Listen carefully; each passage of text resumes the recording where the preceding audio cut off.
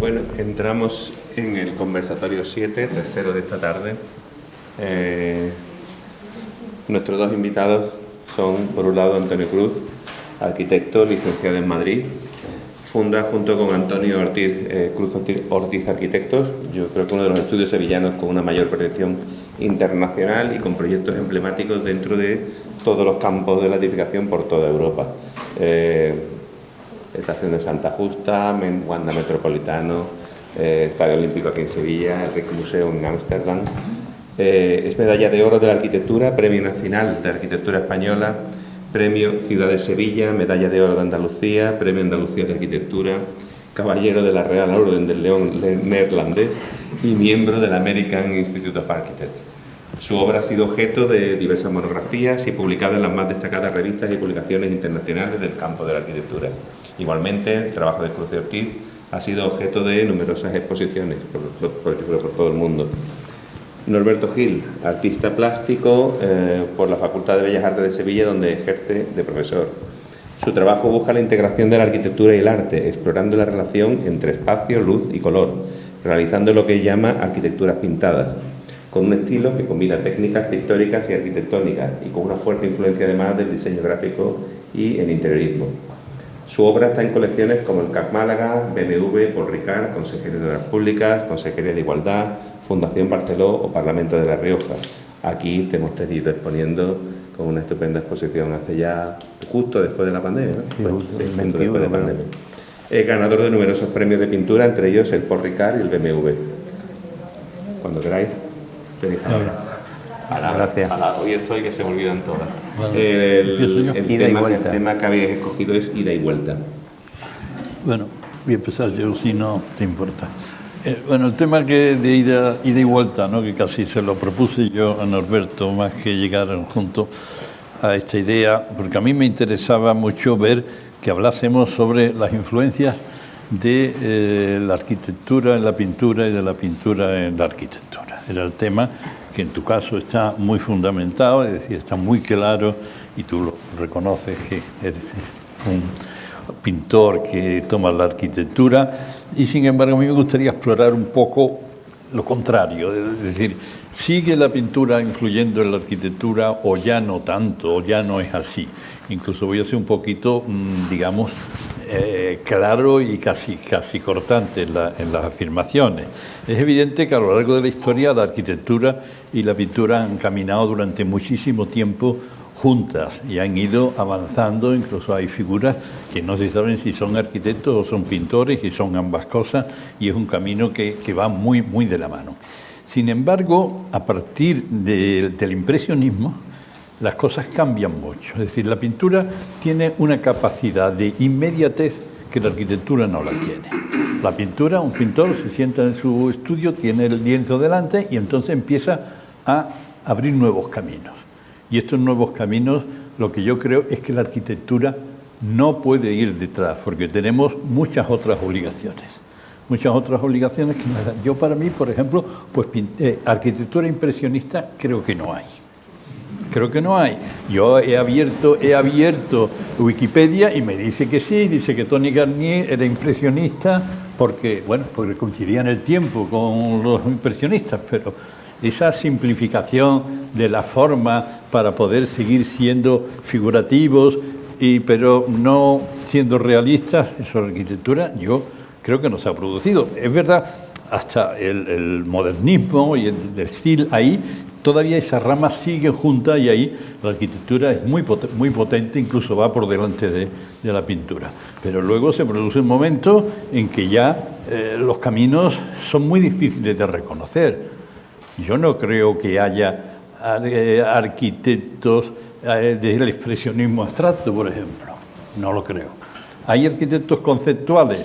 Sí, hay arquitectos conceptuales. Por ejemplo, Robert Venturi es un arquitecto conceptual.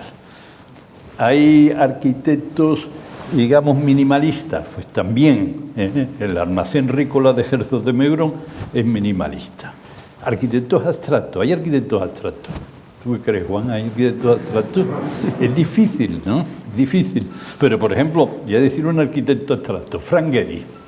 Frank Gehry en el Guggenheim de Bilbao es abstracto. ¿Qué quiere decir que es abstracto? Quiere decir que ya no hay representación ni de la fachada ni de la cubierta, es decir, la forma del que él crea ha abandonado toda representación de lo que la arquitectura es. Pero ¿qué pasa en la puerta? Ahí hay una traición y no puede resolverla y acaba poniendo un canopy y un... Entonces, eso es lo que a mí me inquieta y me interesa de eso. Sigue habiendo esa ida y vuelta, por eso es por lo que este título lo ponía. Y ahora te brindo la oportunidad porque en tu caso sí la hay. Claro, yo creo que para los arquitectos ya es muy difícil seguir esta. Bueno, en el arte en general, la pintura en particular, que es lo mío, yo creo que sí lo hay. Pero ahora, recordando un poco lo que decía el otro día Pedro Font, que hablaba con Ana Barriga, es un poco lo que estás comentando, que la arquitectura no puede ir tan rápido, porque él tarda 10 años en acabar un edificio. O sea, hablaba del otro día de que el aeropuerto, creo que era el de ferrocarril, creo que era de Abu Dhabi, había tardado 10 años. Y entonces dice Ana Barriga, bueno, es que yo 10 años en acabar un cuadro, pues vamos, Ana Barriga y cualquiera de los artistas que estamos aquí no se pega 10 años con un cuadro. Antonio López en todo caso. Quiero decir que va mucho más rápida la pintura. Es que la pintura es más rápida de hacer, el formato, los medios, todo, la técnica, y entonces, por tanto, puede que vaya más rápido. Pero yo creo que estilísticamente, que tú has hecho un desglose por estilo, digamos, aunque haya sido tardía, a lo mejor ha ido acompañando con menos representaciones en algunos estilos la arquitectura, ¿no? Lo que yo planteaba también en lo de ida y vuelta era no solamente, yo iba más un poco por la influencia, pero una influencia de interpretar a partir de una inspiración, que es lo que me pasa a mí, lo mío es muy evidente, ¿no? Y entonces en el día que nos reunimos, pues entonces yo me quedé un poco como, no chafado, pero yo esperaba que tú me ibas a decir, pues me inspiro en algo, tal, ¿no? Y entonces no es así. Bueno, primero porque también pues tienes que estar de acuerdo con otra persona que es tu socio y entonces pues ahí van otro tipo de historias, ¿no? Pero en lo mío quizás es más tontorrón, es más evidente, por decirlo de alguna manera. No me quito importancia, pero sí es más evidente. Bueno, no, pero vaya, que sea evidente está bien, quiero decir. Pero no, creo que tú tomas la arquitectura como una base, como un motivo para hacer tu pintura. Pero al final lo que te está interesando a ti es esta planitud, o sea, esa traición que le haces al objeto arquitectónico al hacer una perspectiva que en vez de tratar de ser realistas y de engañar, lo que tratan es de volverse a hacer un plano, ¿no? Y entonces eso es otra manera. Pero hay influencias en este momento, me parece difíciles, ¿no? O sea, claro, yo estaba pensando estos días sobre eso, y decía, bueno, ¿cuáles son nuestras influencias? Porque tú sabes que yo soy una persona, bueno, interesada en el arte, que sigo los pintores, que veo de todo un poco, pero a veces, por ejemplo, las influencias que nosotros reconocemos en nuestra obra a lo mejor vienen más del cine que de la pintura, ¿no? Claro, en mi caso es la arquitectura porque a mí me obsesiona en un momento determinado y en mi carrera pues como que me marca el que me haya ido bien con la arquitectura, un poco entre comillas, y a mí me gusta, ¿no? Me gusta mucho, entonces pues un hilo del que vas tirando recurrentemente. Pero compañeros que se dedican al cine o a interpretar cosas del cine o de otro tipo de inspiración hay muchos casos, ¿no? Entonces, bueno, si es verdad que no es lo mío, pues no lo sé cómo decirte, que es más evidente en un sentido de que yo directamente es que cojo a un arquitecto, que entro como un niño a conocerlo, porque no tengo formación de arquitecto, y entonces lo conozco desde una inocencia que a lo mejor pues vosotros los arquitectos me decís, bueno, ¿y por qué te fijas en esto?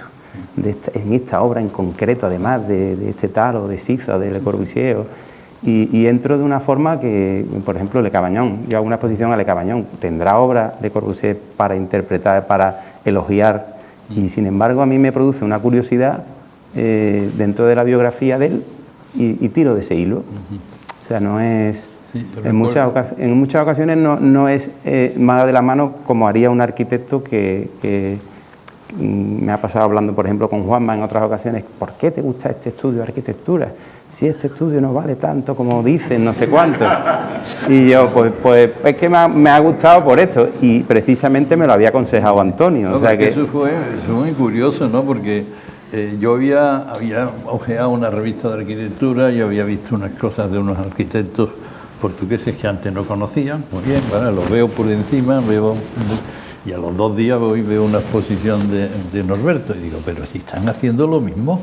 Están haciendo lo mismo, este gente de Oporto y Norberto, una serie de colores planos, una serie de cosas casi un poquito naif o ingenuas y tal y cual, y en efecto pues ocurrió que te lo dije, sí. Vete a ver esto y a ti te interesó. Sí, además es que la coincidencia muchísimo. Era real, o sea, era una coincidencia y completamente desconectado. De nada, eso es una cosa que interesa también mucho en general, cómo de pronto en el mundo 2 personas que no han hablado entre ellos para nada, pero están haciendo la misma pintura o teniendo las mismas inquietudes. Sí, ¿no? En ese sentido, es lo que vamos, es un poquito el germen de que yo haya llamado a Antonio, es este momento en el que él mira mi obra y de repente me hace una apreciación que me marca 4 años de producción, que así ha sido.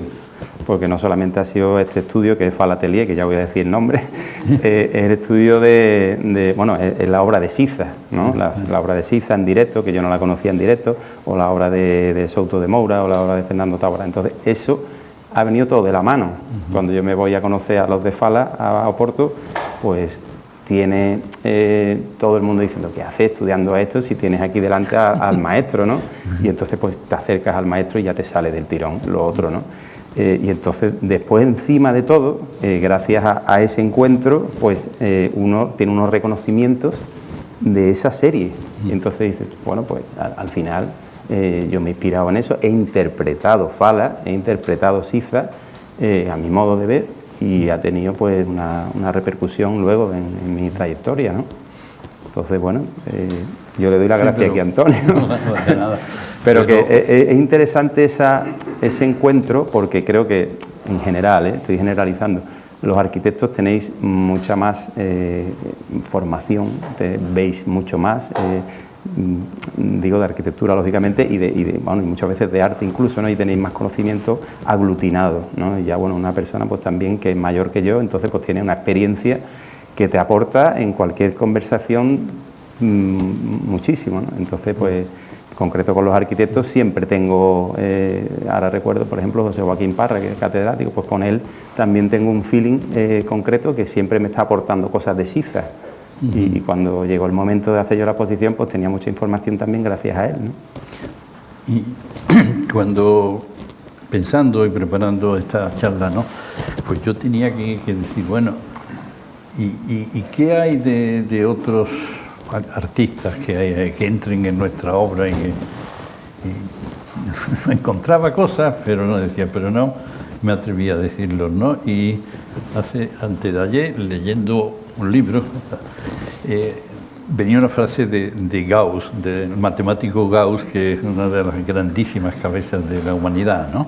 Entonces Gauss, que era un matemático al que no le gustaba enseñar sus procesos, no le gustaba, hasta que no llegaba a cerrar un teorema, no lo mostraba, ¿no?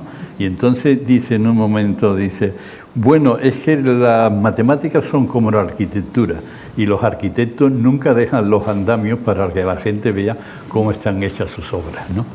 Y entonces creo que también eso es poco así, o cómo hay que ser, es decir, no dejar, aunque Bueno, eso seguramente en tiempos de Gauss era más verdad que hoy, porque hoy todo el mundo está explicando sus cosas, y no digamos ya los artistas conceptuales que nos obligan. Que prácticamente os obligan. Bueno, pues si os obligan no lo hagáis, porque claro, es que no hay una forma de acercarse a una galería y que el galerista no te explique lo que desgraciadamente a lo mejor el artista no es capaz de transmitirte, ¿eh? Y entonces eso es un problema. Por eso me gustó mucho la frase de Gauss, dice: los arquitectos nunca dejan los andamios, ¿no? Y eso es, a mí me gustaría ser así, no dejar.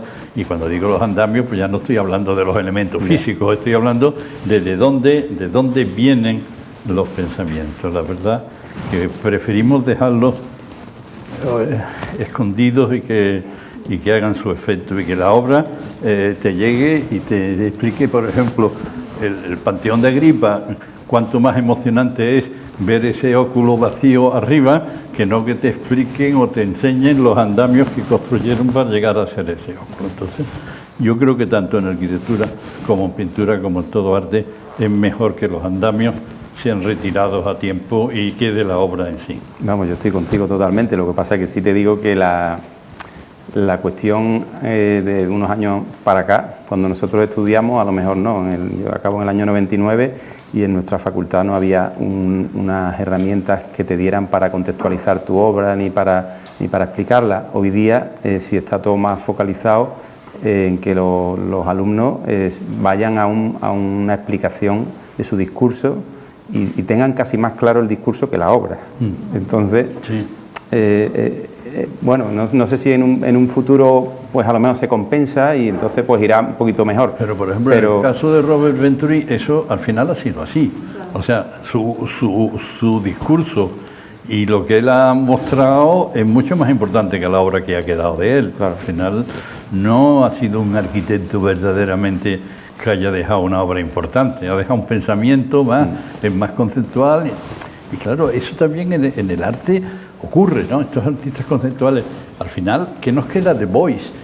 El fieltro, aquel que se puso el día que con una caña se metió con un lobo en no sé dónde, pero nos están al final vendiendo los pecios de su acción, pero la acción en sí ya no tiene interés, todo lo que interesa es el proceso y no la realidad de la obra. Bueno, es otra manera de verlo, pero bueno, nosotros estamos más en la manera, en el antiguo régimen.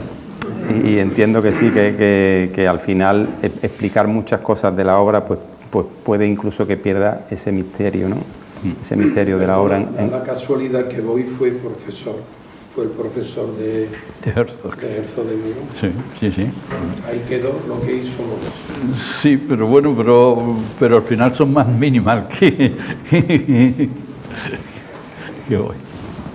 Sí, en realidad es que, bueno, la teoría no puede estar por encima de la obra, pienso yo, ni tampoco lo contrario, y si es lo contrario, pues por lo menos que tú lo puedas canalizar de alguna manera si no se te da bien el discurso de esa explicación, ¿no? Entonces, a todos los artistas que nos invitan a una visita guiada, tú algunas veces lo pasas mal porque hay momentos en tu obra, pues, o que son muy evidentes y parece como tonto explicarlo, o que realmente ha habido un azar, y entonces decir que es azar, pues también está ahí un poco en un disparadero que Hombre, yo quizás estoy siendo hoy excesivamente radical, ¿no? Porque evidentemente doy conferencias sobre mi obra y tengo que explicar mi obra, claro. Y tengo que explicar de dónde vienen las cosas, ¿no? Eso no se puede negarse a decir. Yo estos días tú has leído ahí está, y yo lo que he hecho es revisar tu web.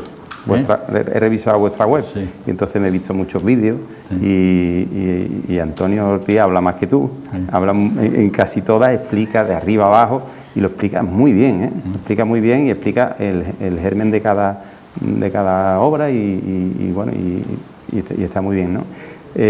Lo que sí, cuando yo he querido hacer cosas con arquitectos sevillanos, ¿te acuerdas que hablamos también un poco el otro día de eso? Yo siempre he ido buscando casas particulares como la casa vuestra, que en realidad no es una casa, es una comunidad, ¿no? De varias viviendas, ¿no? La de doña María Coronel. Entonces, he visto pocas casas individuales. Cuéntame si tenéis casas previas, anteriores a hacer el Rijksmuseum y todo esto.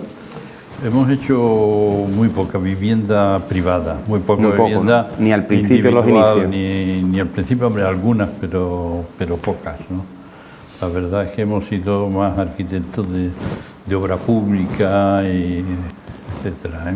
Bueno, uno no es arquitecto de lo que decide ser, uno es arquitecto de lo que te llega, es decir, porque hemos hecho muchos estadios, pues no sé, porque nos los han encargado, pero no porque tuviéramos una vocación, ni tampoco teníamos una vocación de ser arquitectos que intervengamos en edificios ya construidos. Sin embargo, hemos hecho muchos, porque el azar te lleva por un camino y acabas ahí. Pero es que la vivienda, sobre todo la vivienda individual, es un tema muy complicado porque muchas veces estás casi suplantando al propietario, porque le estás queriendo, claro, cuando alguien te dice, pero es que a mí esto no me gusta así, dice, bueno, ¿yo qué derecho tengo a modificarle su vida y decirle que así es como tiene que vivir? Como a veces hay arquitectos que parece que, o por lo que sea, o por el azar, no es un campo en el que hayamos hecho mucho, ¿verdad? Bueno, después cada uno es muy curioso que cada uno de nosotros, tanto Antonio como yo, lo que sí hemos hecho nuestras casas y también reflexionaba que al final los dos lo que hemos hecho es un patio, porque nosotros hemos hecho muchos patios. Nosotros hemos hecho de Doña María Coronel hasta el Rijksmuseum constantemente. Si tuviera que decir qué es lo que más os gusta, es hacer patios, ¿no? Y al final el otro día estuvimos hablando de los patios el otro día. Es una pieza espectacular. Hay un conjunto de viviendas que he visto hoy que me ha llamado mucho la atención, que está en Holanda, que se llama Patio Sevillano. Patio Sevilla, sí, o eso Patio no Sevilla, se lo hemos Patio puesto Sevilla. nosotros. Se lo puso el propietario, sí, en Maastricht. Y la explicación que da Antonio Ortiz es preciosa, porque habla de un edificio con las entradas por diferentes huecos, y entonces tiene como un arbolado que el misterio que te crea a la entrada a un patio que no te esperas, hace como que tengas una incertidumbre en esa entrada. Y yo el otro día te preguntaba precisamente por eso, por el tema de los patios. ¿Qué opinas tú de hacer una interpretación en mi obra de los patios? ¿Tú lo ves no a nivel Sevilla, sino a nivel buscar patios como...? Pues muy bien, yo creo que ¿Sí? lo que pasa, claro, el patio es un entorno en el que se entra, ¿eh? No tanto es un sitio en el que se mira en una dirección, como un sitio donde se está, y eso es una de las cosas buenas de los patios, ¿no? Por ejemplo, la vivienda de la casa de Doña María Coronel, que al final son 11 viviendas, una casa, es un proyecto pequeñito. Sin embargo, el hecho de tener un patio te ha permitido crear una obra muy compleja y muy interesante, ¿no? Y esto, pues, es lo bueno del patio, que te estás creando un espacio que es interior, pero es exterior, porque llueve y la persona está en el patio. No mira al patio, sino que estás en el patio. Dentro, sí. Entonces, ¿eres capaz de pintar eso? Pues sería bonito. Sí, lo haré. Vamos, sería y de bonito, hecho tengo ya idea de eso. No voy a pintar, bueno, ahí está, ahí hay una imagen tuya. Bueno, estas imágenes, pues, por ejemplo, son interiores. Está muy en el interior, o sea, que estás ahí. Ahora tienes que pintar la pared de atrás, a ver cómo puedes. Bueno, se pueden hacer detalles, no tiene que ser el patio entero, sí. Sí, no, en mi obra hay muchas veces que lo que hago son detalles, lógicamente, porque me lo pide, en mi proceso hago una previa en digital, voy a hablar de los andamios, en la previa digital pues hay un desbroce hasta que te vas quedando con la imagen deseada y entonces muchas veces es un fragmento.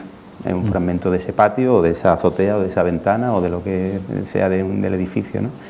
Entonces, a mí eso no me da ese temor a lo mejor que puedas tener tú de decir cómo representar el patio entero, ¿no? Yo hago una representación pues sesgada a lo mejor de ese patio, detallada o o una parte que me interese, que a lo mejor es un poco imperceptible o no tiene ese protagonismo que a lo mejor le vería un arquitecto, le verías tú, sí. ¿no? En ese sentido es verdad, en tu obra incluso la estás transformando mucho los planos y dejándolos todos en la bidimensión, ¿no? Bidimensión, sí, porque al final alguna vez he intentado hacer en mi mente y en bocetos algo tridimensional, ¿no? Como han hecho otros artistas, pero bueno, no me ha funcionado realmente a mí, que me queda conforme, entonces no lo he desarrollado y se ha quedado siempre en una cosa bidimensional. Y he jugado con eso, con eliminar planos, añadir otros que no estaban, que a lo mejor algún autor me ha dicho, oye, esto de Siza aquí, esto no está, ¿no? Y yo, ostras, te sabes el edificio de memoria, ¿eh? Y entonces, pues, verdad que yo quito y pongo una cosa un poco... Eso forma parte de tu obra, esa transformación de objetos tridimensionales en que al final se quedan plasmados. Sí, porque pienso que interesa al espectador, puede interesarle un poco más esa ambigüedad, ese misterio o esa cosa que no le estés contando o que le estés contando de más, ¿no? Pero el edificio, la casa de té de Siza, todo el mundo que la ha visto, esa es la casa, claro, esa es la casa. Los arquitectos, por supuesto, y personas incluso que habían ido allí a comer al restaurante, pues esa es la casa. Pero yo le he puesto y le he quitado elementos. O sea, que si tú los miras un poco más detalladamente, ahí se ve que la casa es otra. Bueno, eso sería lo interesante, que tú cogieras, digamos, los invariables o las cosas más características de una obra y, aunque no representen, no es una fotografía, sino es coger elementos, dejarlos sobre un plano y que siga estando la obra. Eso es un proceso que... Es un proceso a lo mejor que tengo que evolucionar, porque ahora mismo estoy muy referenciando cosas y quizás a lo mejor desde cero podría incluso colaborar con vosotros. Ya veremos. No, pero sí, es interesante esa capacidad de llevar al plano cosas que están en muy diversas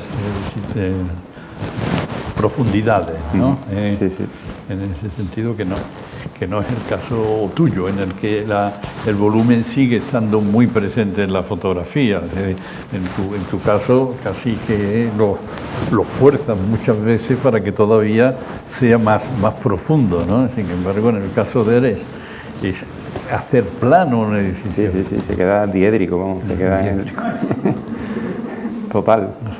Es una explicación un poco, hay veces que me preguntan, ¿pero eso es la planta? Y no, es la fachada, pero que parece una planta porque la he deformado y claro, se ve totalmente plano, ¿no? Bueno, pero los pintores cubistas también hicieron ese esfuerzo en el que planta y volumen también se mezclaban y lo descomponían, pero vaya, yo no es cubismo, otra cosa. Bueno. A ver, ¿qué más? Pues se me ocurre hablar a lo mejor de tu colección de arte. Bueno, pequeñita. No, tiene una gran colección, yo el otro día la vi y me encantó. Modesta, ya no es. Sí, no, a mí normalmente otros arquitectos que me han dicho, pues tengo en la colección tal, pero lo tuyo es que... Y miran en mi obra algo que sea abstracto, porque a mí me salen muchas piezas que son mucho más abstractas, ¿no? Y sin embargo la evidencia no. Y sin embargo en tu colección hay mucho referente a la arquitectura. En nuestra colección, ¿verdad? En vuestra colección. Por ejemplo, obra de Daniel Bilbao, bueno, que al final son obras que están representando directamente algo real. Las últimas obras de Daniel, pues que hacía referencia a Frank Lloyd Wright, a Le Corbusier también, que a lo mejor tú puedes decir son evidentes, ¿no? Y sin embargo tú las eliges porque te emocionan por otro motivo, ¿no? Yo supongo que las cosas que uno compra al final acaban siendo un reflejo de lo que a uno le gusta, ¿no? Y seguramente pues eso te retrata un poco. Tú podrías llegar a conocer a una persona llegando y diciendo voy a ver qué tiene colgado en su casa, una colección que ha comprado, ¿no? Y eso te da la sensibilidad de una persona. Yo según dice Asunta, lo que me gusta son los cuadros oscuros, ¿no, Asunta? los negros, los cuadros... Sí, pero la obra que tienes mía, por ejemplo, no es nada oscura. No, no, no. Con colores, vamos, que yo es que tengo pocos cuadros oscuros también. En fin, bueno, es una manera también de relacionar la arquitectura y el arte, ¿no? Aunque sea una cosa un poco tonta, ¿no? Que el coleccionismo se ha dado durante mucho tiempo como más la importancia del arquitecto cliente o coleccionista. Era como, aquí en Sevilla no hay coleccionismo, pero casi todos los arquitectos siempre tenían su colección o su pequeña colección o se acercaban más al arte. Ahora son los notarios los ahora que son los tienen notarios. Y ha sido otro vínculo, yo creo, ha sido otro vínculo y al fin y al cabo pues eso también crea esa cercanía, que bueno, que es una cosa comercial, ¿no? O decirlo de otra manera. Yo cuando empecé nos gustaba tener cuadros muy pequeñitos, porque claro, como son más económicos, ¿no? Y entonces yo trataba de defender que en realidad en un cuadro pequeño cabe toda la capacidad de creación de un artista, que no hay por qué ir a grandes formatos. Luego eso se ha ido deformando, ¿no? Y mi gran ilusión sería tener algún día un Molinari de estos así fantásticos, ¿no? Pero bueno, ya eso por ahora no ha llegado. Bueno. Pero me gustaban esos cuadros muy pequeños, Pero bueno, muy bien. Pues nada, si queréis, hemos cumplido ya el horario. Habéis cumplido justo 30 minutos, o sea, que muy bien. Pues nada, muchas gracias. A partir de aquí vamos, si queréis, aprovechando que tenemos a todos los conversadores, si queréis plantear alguna pregunta, alguna cuestión o alguna idea que os interese a alguno de ellos.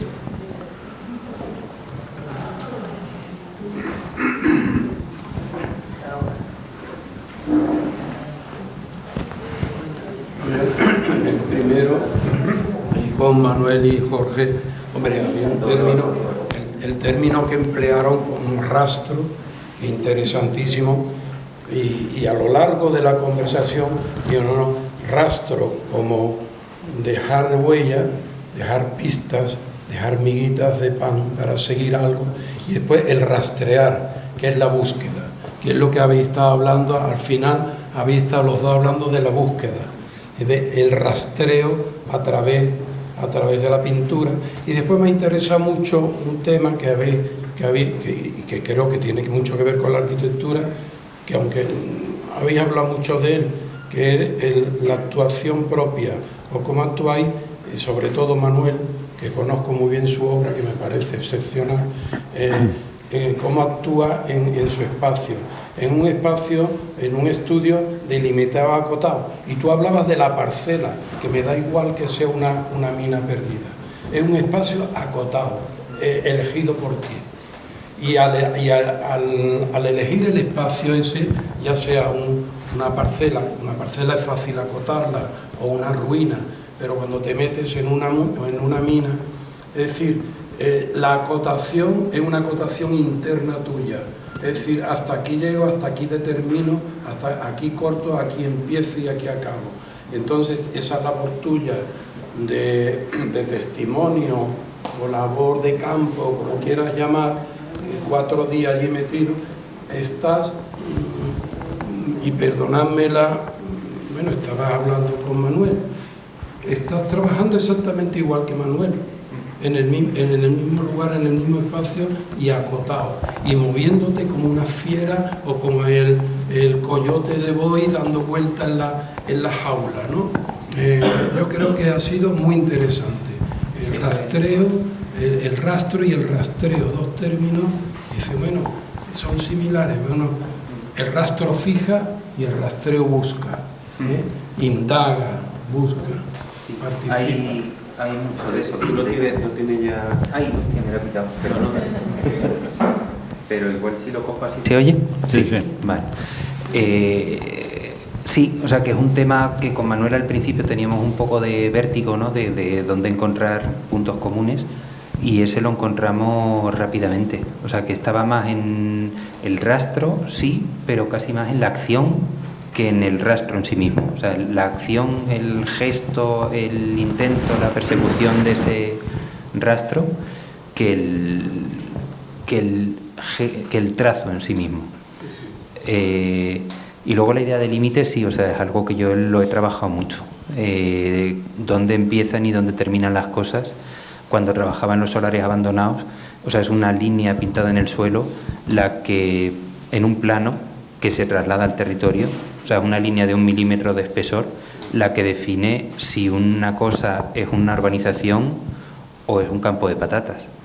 Esa misma línea, en un proyecto que hice en el Cabo de Creus, era un espacio que ocupaba un resort, se demuele y se renaturaliza ese espacio hasta que se integra en un parque natural. Es otra vez una línea de 1 milímetro pintada en un plano la que define que esto es un espacio natural protegido y esto es un resort. Y ahora quitamos el resort y ese mismo espacio se tiene que volver a parecer a lo que era antes. Entonces es como copiar un paisaje natural en un espacio que ya no era natural. Entonces, esa idea de límite, de lo que está a un lado y al otro lado del límite, a mí personalmente siempre me interesa mucho. Yo, si me dejáis conectar con lo vuestro, ¿no? Cuando hablabais de los fragmentos, me parece súper interesante. Yo me estoy leyendo ahora mismo un libro de José Joaquín, no te voy a saber decir el nombre, el de la destrucción. Sí, José Joaquín José Joaquín Parra, sí, lo he nombrado, sí. Sí, por eso me he enganchado y es que justo ahora mismo estoy leyendo una cosa en la que él habla de los fragmentos, ¿no? De cómo puedes analizar una obra de arquitectura, cómo puedes analizar un espacio, fragmentándolo. O sea, es casi la única manera de entender ese espacio, fragmentarlo y luego tratar de recomponerlo. A veces se va a dejar recomponer y a veces no se va a dejar recomponer, pero la manera de penetrar en ese lugar, en gran medida, es a base de fragmentos, ¿no? Es muy difícil abarcarlo, la pared que tienes detrás. Entonces, no sé, o sea, a mí como metodología de trabajo, fragmentar las cosas me parece un proceso en el que me siento cómodo y luego trato de recomponer. Lo que pasa es que no siempre se recomponen. Claro. Pero bueno, por eso del fragmento, bueno, sí está bien como idea, pero en realidad el arquitecto y tenemos que trabajar con el conjunto. A mí siempre me ha admirado muchísimo la labor de los músicos cuando tienen una orquesta y de pronto yo digo, ¿cómo son capaces de decir por aquí va el violín, por allí la tromba, por allí va esto, por aquí y suena tal pero de pronto pienso en lo que yo hago y digo, es que lo que yo hago también es muy complicado. Es decir, es que coger la función y meterle una construcción y lo otro, al final es... Entonces, fragmentar, bueno, como idea de aproximación está bien, pero como idea de trabajo hay que conservar la totalidad. Yo hablo desde la práctica artística. Desde la práctica artística, sí. En ese sentido sí, creo que el fragmentar sí. Como arquitecto, pues igual es una de las cosas que a mí me ha dado miedo y creo que en gran medida también tenéis una dificultad añadida que es el pero ahí está delegar. Ahí están las limitaciones de la arquitectura, que al final, ¿esto es un arte o no es un arte? Bueno, yo no, casi no, o sea, es otra cosa. Sí. Es otra cosa, es otra cosa. Es muy complicada y luego el control que puede ejercer Norberto sobre su trabajo o el que puedo intentar ejercer yo mucho más grande. Es muchísimo más grande, o sea, no hay comparación posible en el vuestro. Bueno, ya no sabes lo que... Yo creo que responde a lo que planteaba de inicio, que decía que es arte o arquitectura. Yo creo que el arte se puede fragmentar, la arquitectura se tiene que entender en una totalidad con el entorno. Yo creo que a veces pasa eso, que al final la arquitectura termina siendo un artefacto inserto en un entorno y no se entiende en su totalidad y no funciona. Yo creo que esa es la diferencia entre arte y arquitectura.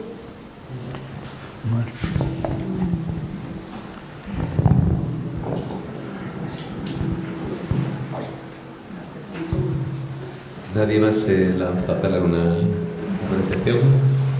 ¿Alguien?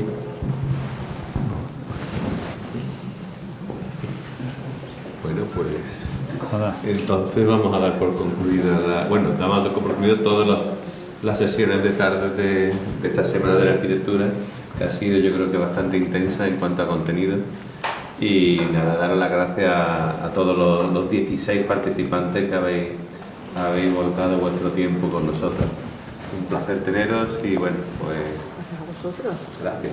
A vosotros.